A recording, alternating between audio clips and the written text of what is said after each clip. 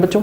चलिए तो देखिए बच्चों, टॉपिक क्या है हमारा, मल्टीप्लिकेशन ऑफ एल्जेब्रिक एक्सप्रेशंस। ठीक है, एल्जेब्रिक एक्सप्रेशंस का मल्टीप्लिकेशन करना है आपको, ठीक है ना। अब इसका इंट्रोडक्शन हम आपको दे रहे हैं। देखिए जैसे छोटी क्लासेस में जब हम थे 4th 5th क्लास में, है ना, 6th क्लास में, तो हमें नंबर्स का मल्टीप्लिकेशन सिखाया जाता था, याद है आपको। जैसे कि यहाँ पे देखिए बच्चों 3 4 3 × 4, ठीक है, 3 4 12 होता है, सभी बच्चों को पता है, ठीक है। 12 × 10, तो यहाँ पे हमने नंबर्स का मल्टीप्लिकेशन किया था। 12 × 10 कितना होता है, 120 होता है। तो ये नंबर्स का मल्टीप्लिकेशन है। अभी क्या आपको देखने को मिलेगा, एल्जेब्रिक एक्सप्रेशंस का आपको मल्टीप्लिकेशन यहाँ पे देखने को मिलेगा, और कैसे किया जाता है वो हम आपको सिखाएंगे। जैसे कि बच्चों एग्जांपल के तौर पे आपको देखने को मिलेगा कुछ ऐसा। देखिए ये देखिए, ये x+2 लिखा हुआ है, ये एक एल्जेब्रिक एक्सप्रेशन है, सभी को पता है, ठीक। और इसका मल्टीप्लिकेशन हमने किया किसके साथ, लेट अस से y - 10 के साथ, ठीक है ना। ये देखिए, ये फर्स्ट एल्जेब्रिक एक्सप्रेशन है, ये सेकंड एल्जेब्रिक एक्सप्रेशन है, और बीच में यहाँ पे मल्टीप्लाई लगा हुआ है, ठीक है। तो इन दोनों को हमें मल्टीप्लाई करना है, ठीक है। तो कैसे करेंगे ये हम आपको बाद में सिखाएंगे। लेकिन बच्चों मल्टीप्लिकेशन ऑफ एल्जेब्रिक एक्सप्रेशन की क्या जरूरत पड़ी रियल लाइफ में, ओके। आइए इसके कुछ एग्जांपल हम देखते हैं, आपकी एनसीईआरटी बुक से ही बच्चों कुछ एग्जांपल हम लेते हैं। मान लीजिए बच्चों कि किसी रेक्टेंगल की लेंथ l है, ठीक है, हो सकती है किसी रेक्टेंगल, एक रेक्टेंगल है इस तरीके से, ये देखिए बच्चों, ये एक रेक्टेंगल है हमारे पास, ओके स्टूडेंट्स, ये कुछ इस तरीके से, करेक्ट। और मान लीजिए इसकी लेंथ कितनी है, l है, ठीक है, इसकी लेंथ कितनी है, l। अब कुछ बच्चे बोलेंगे l लेंथ का क्या मतलब है, तो l लेंथ का मतलब है बच्चों कोई लेंथ इसकी होगी, l की कुछ ना कुछ वैल्यू होगी, आपको पता है l एक वेरिएबल है, क्या दिक्कत है, ठीक। और इसकी जो ब्रेथ है वो कितनी है, b है, इसकी जो ब्रेथ है, हालांकि ये देखने में रेक्टेंगल नहीं लग रहा होगा, लेकिन आप मान लो कि ये रेक्टेंगल है, ठीक है बच्चों। तो एक रेक्टेंगल है जिसकी लेंथ कितनी है, l है, ब्रेथ कितनी है, b है, करेक्ट। अगर मैं आपको बोलूं कि भाई इसका एरिया कितना होगा, तो आप बता दोगे सर लेंथ इंटू ब्रेथ, ठीक है ना। तो इसका एरिया बच्चों ने बता दिया कि सर एरिया ऑफ रेक्टेंगल, सबको पता होगा मेरे ख्याल से, एरिया ऑफ रेक्टेंगल कितना होता है, लेंथ इंटू ब्रेथ। जिसको नहीं पता याद कर लीजिए, ठीक है, area of rectangle length into breadth होता है, ठीक है, ये बात हमें समझ में आ गई। लेकिन बच्चों मान लो ऐसी सिचुएशन हो जाए, ठीक है, दो कंडीशन हमें दे दी जाए, क्या, if length is increase by 5 units. बच्चों ध्यान दें, इफ क्या सिचुएशन आ गई, इफ, ध्यान देंगे सभी बच्चे, इफ लेंथ, इसको मैं यहां से रब कर देता हूं, ठीक है। So if length is increased by 5 units, okay बच्चों, if length is increased by 5 units, ठीक है बच्चों, मतलब लेंथ क्या किया उन्होंने, 5 यूनिट्स इंक्रीज कर दिया, करेक्ट। मतलब जितना भी लेंथ था उसमें 5 यूनिट आपको ऐड कर देना है, ठीक है ना। जितना भी लेंथ था उसमें आपको 5 ऐड कर देना है। तो कितना लेंथ था, l लेंथ था, l में अगर आप 5 ऐड कर दोगे तो न्यू लेंथ कितना हो जाएगा बच्चों, चेक करिए, एक मैं डायग्राम आपको बना के दिखाऊं, ये देखिए इस तरीके से, ये, और एक चीज और लिख देते हैं, if length is increase by 5 units and breadth is decrease by let us say 3 units, okay बच्चों। Let breadth is decreased by 3 units, okay बच्चों। तो देखिए न्यू सिचुएशन क्या हो जाएगी, हम आपको दिखाते हैं, ठीक है। कुछ ऐसी सिचुएशन आपको यहाँ पे देखने को मिलेगी, ये कुछ ऐसी, अब रेक्टेंगल ऐसा दिखाई पड़ेगा आपको, ठीक है ना। न्यू लेंथ कितनी हो जाएगी, न्यू लेंथ कितनी हो जाएगी, देखिए बच्चों, जितनी लेंथ पहले थी कितनी थी, l। अब लेंथ क्या किया उसने, इंक्रीज कर दिया बाय 5 यूनिट्स, यानी कि जितनी लेंथ पहले थी उसमें 5 आपको ऐड कर देना है, करेक्ट। तो l + 5 ये आपकी न्यू लेंथ हो गई, l + 5 ये आपकी न्यू लेंथ है, ठीक। और फिर क्या बोला उसने, breadth is decrease by 3 units, ठीक है। तो न्यू ब्रेथ कितनी हो जाएगी, न्यू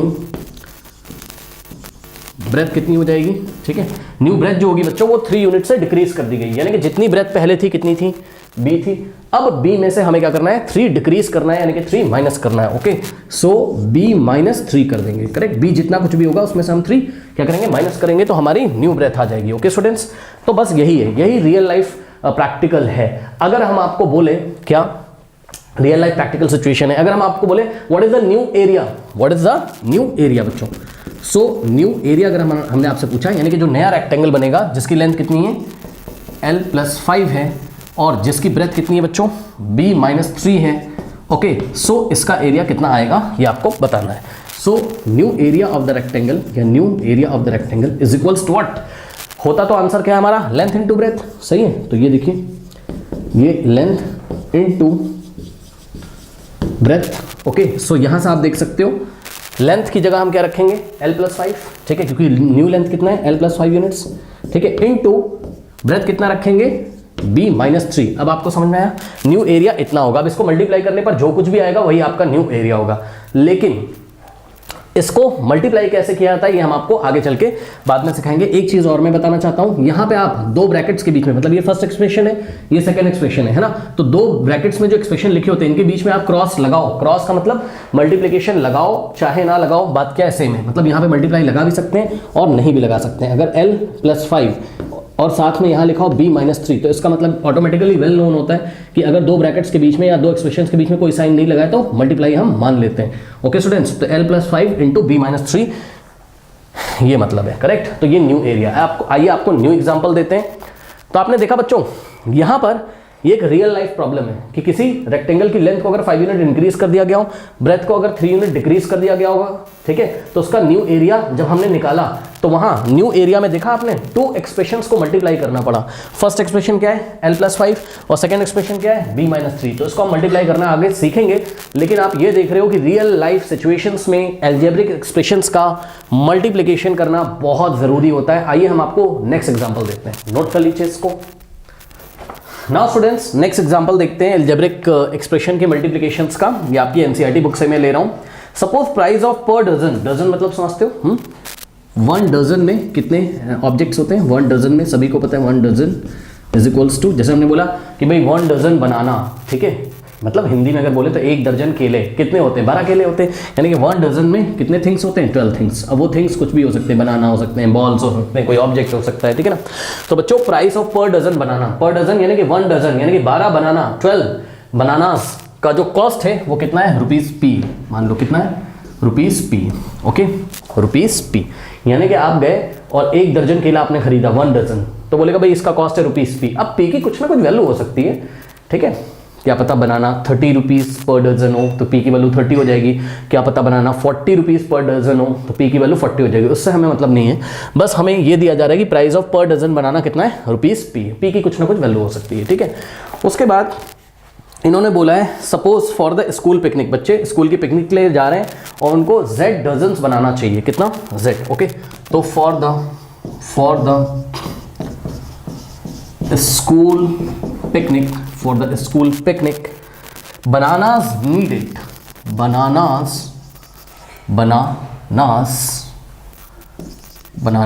needed, कितना बनाना बच्चों उनको ज़रूरी है? ठीक है, उनको है कितना? z dozens. अब सुनो मेरी बात ध्यान से बच्चों, ये z का नंबर कुछ भी हो सकता है। जैसे स्कूल पिकनिक के लिए कुछ बच्चे जा रहे हैं, उन्होंने बोला हमें 10 डजन बनाना चाहिए। कितना? 10। तो z की वैल्यू कितनी हो जाएगी? 10, ठीक है। कोई दूसरा स्कूल है, मान लो वहाँ ज़्यादा बच्चे, तो उन्हें चाहिए 20 डजन बनाना, तो z की वैल्यू कितनी हो जाएगी? 20। यानी कि z की वैल्यू भी बदल सकती है, चेंज हो सकती है, और p की वैल्यू भी चेंज हो सकती है। वेरिएबल्स हैं तो वैल्यू तो इनकी चेंज ही हो सकती है, ठीक है बच्चों। तो एक बात बताओ, अगर 1 डजन यानी पर डजन का मतलब 1 डजन, पर डजन का मतलब बच्चों 1, पर का मतलब 1 होता है, ओके। 1 डजन बनाने का कॉस्ट कितना है? ₹5 है। और आपको टोटल कितने डजन बनाना चाहिए? z डजन बनाना चाहिए, करेक्ट। तो बताओ आपको कितना रुपया देना पड़ेगा, यानी कि आपको टोटल कितना पे करना पड़ेगा? भाई सिंपल सी बात है, 1 डजन बनाना का कॉस्ट p, जैसे कि हम आपको बताएं हम 1 पेन का कॉस्ट है मान लीजिए ₹5, ठीक है। और आपको चाहिए टोटल 10 पेन, टोटल 10 पेन्स चाहिए आपको, ठीक है। तो टोटल 10 पेन्स चाहिए आपको, ठीक है, टोटल 10 पेन्स चाहिए, ठीक है ना। सो टोटल कितना पे करना पड़ेगा आपको? टोटल यू हैव टू पे, टोटल पेमेंट आपको करना होगा कितना? भाई 1 पेन का कॉस्ट 5 है, तो 10 पेन्स का कॉस्ट कितना होगा? क्या करेंगे? 10 × 5 कर देंगे, ठीक है, या 5 × 10 कर देंगे, ठीक है ना। तो यानी कि आपको 5 × 10 देना होगा, तो आपको टोटल 50 रुपीज़ यहाँ पर पे करना होगा। ठीक उसी कॉन्सेप्ट को यूज़ करते हुए यहाँ पे मैं आपसे बोल रहा हूँ कि भाई 1 डजन बनाने का कॉस्ट है p, और स्कूल पिकनिक के लिए आपको z डजन बनाना चाहिए। तो बताओ आपको टोटल कितना पेमेंट करना पड़ेगा? Correct. So total pay out आपको कितना करना पड़ेगा? Obviously p × z rupees. So p × z करेंगे, ठीक है, बस ये हो गया आपका, ठीक है बच्चों। नाउ अब यहाँ पे एक सिचुएशन दे रखी है, तो यहाँ पे क्या किया हमने? यार 2 वेरिएबल्स को हमने मल्टीप्लाई किया, किसको? p को z के साथ, ठीक है। ये बात आपको समझ में आ गई। अब देखो यहाँ पे सिचुएशन क्या दे रखी है, उसको देखिए बच्चों। ये रियल लाइफ सिचुएशन है, कह रहा suppose the price of per dozen banana was less by 2, okay. तो न्यू सिचुएशन क्या हो गई? न्यू सिचुएशन, एक नई सिचुएशन आ गई हमारे सामने। और इसमें क्या हुआ? इसमें बच्चों कह रहे हैं कि कॉस्ट ऑफ या price of per dozen banana was less by ₹2, okay. क्या सिचुएशन है? Cost of per dozen banana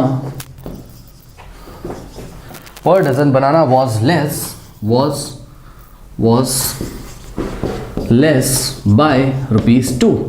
okay बच्चों, कह रहे हैं कि पर डजन बनाना की कॉस्ट ₹2 कम हो गई। तो बताओ न्यू कॉस्ट कितनी होगी? पहले कॉस्ट कितनी थी पर डजन बनाना की? ₹P। तो अब कितनी हो जाएगी? P में से 2 माइनस कर दो, यानी कि न्यू कॉस्ट कितना हो जाएगा? New cost for per dozen banana, new cost कितनी हो जाएगी पर डजन बनाना की बच्चों? पर डजन बनाना की न्यू कॉस्ट कितनी हो जाएगी? ₹। पहले कितनी थी? P। ठीक है भाई, मान लो पहले 40 रुपए दर्जन था बनाना और ₹2 कम हो गया, तो 40 - 2 ही तो करोगे। तो पहले 40 की जगह क्या दिया हुआ है यहाँ? P। करेक्ट। सो पहले P था पर डजन का कॉस्ट, अब ₹2 लेस हो गया, तो न्यू कॉस्ट कितना हो जाएगा? P में से 2 माइनस करोगे, यानी कि P - 2, ये न्यू कॉस्ट है पर डजन का। ओके बच्चों, अब एक और सिचुएशन आपको दी हुई है बच्चों यहाँ पर। क्या इन्होंने बोला है कि जब ₹2 कम हो जाता है, करेक्ट, पर डजन ₹2 जब कम हो जाता है, तो कह रहा है कि banana needed were less by 4 dozens. Okay, then क्या होता है? बनाना नीडेड, जितना बनाना जरूरत का था, ठीक है, banana needed were less by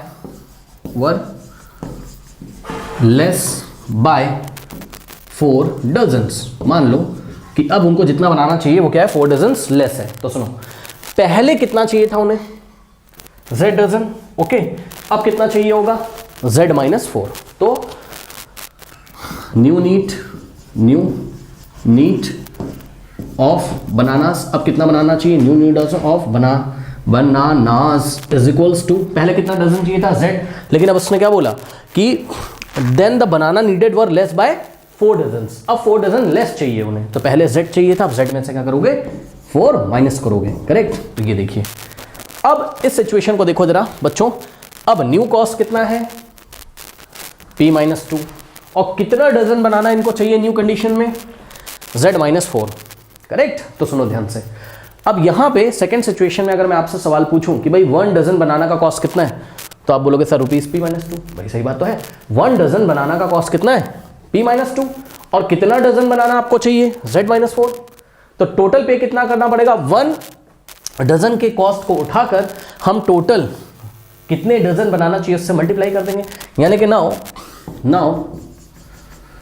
total cost, total pay out कितना करना पड़ेगा हमें? टोटल पे आउट कितना पे आउट करना पड़ेगा? फिर से बता रहा हूं, सुनो। अब न्यू कंडीशन में 1 डजन बनाना का कॉस्ट P - 2, और कितने डजन बनाना चाहिए आपको? Z - 4। तो टोटल कॉस्ट कितना देना पड़ेगा आपको?